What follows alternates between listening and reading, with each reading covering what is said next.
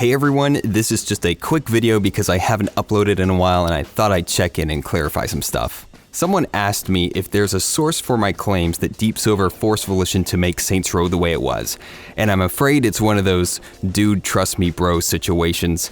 Obviously I know people at Volition and they've told me what they know, and I try my best to relay that information back to you.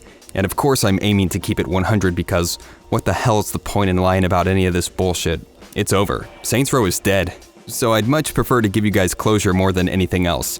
You followed me through this horrible journey for years, we all want to know what happened to our beloved series, and I'm just trying to pass on as much information as I can to you. I've seen some people frame it like I'm defending Volition, and I can see why because Deep Silver is by far the greater of the two evils, and I've made it clear that I fucking hate them. But I'm not defending Volition here. They had to execute the guidelines they were given, and they didn't do a good job.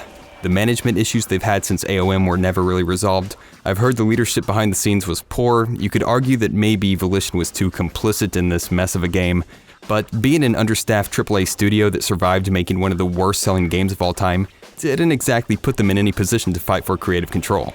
Here's a bombshell for you, Dex was going to be in this game at one point. That was like one of the first things I learned about Saints Row 5.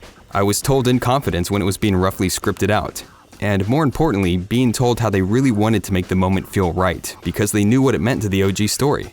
The reboot was originally going in a different direction with the old cast. Like I said, Saints Row 2.5 was Volition's target theme for the game.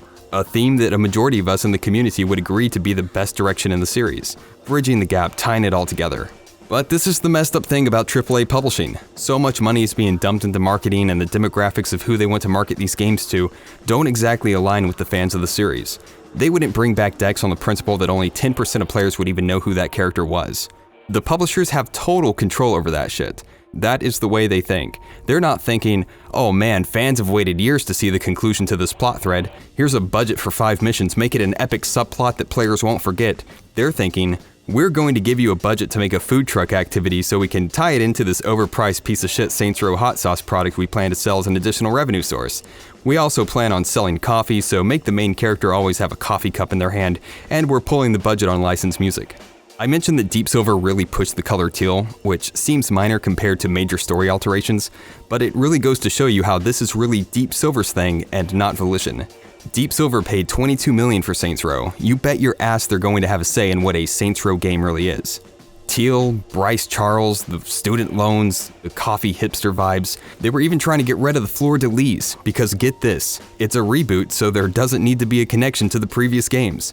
That is what the brand manager at Deep Silver was saying. That's why you don't really see it in their branding. So yeah, sure, Volition bad, but Deep Silver worse. Shout out to Matt McMuscles, he has a video that can corroborate some of this with his sources. It's a great watch if you want to continue to torture yourself with how awful the game industry really is. And also my boy Mr. Saints Godzilla 21 is in the middle of production on his NDA video. That will be the crescendo to this whole reboot mess. Give it a watch when it drops. As for me, my hard drive crashed and it took the LARP review with it. I'll try to get it fixed, but if not, that's probably the final huzzah right there. There's not a chance in hell I'm replaying that shit. I hope this is the last video I ever have to make about the reboot, but you got one more coming if that ever gets fixed. As for the future of Saints Row, if Deep Silver doesn't completely shelf this IP to focus on their real moneymakers, I think it's going to end up as generic open world slop tailor-made to a more casual group of gamers. It's never going to be the real Saints Row again, and they couldn't give a rat's ass about what the community has to say about it. So cool. Goodbye.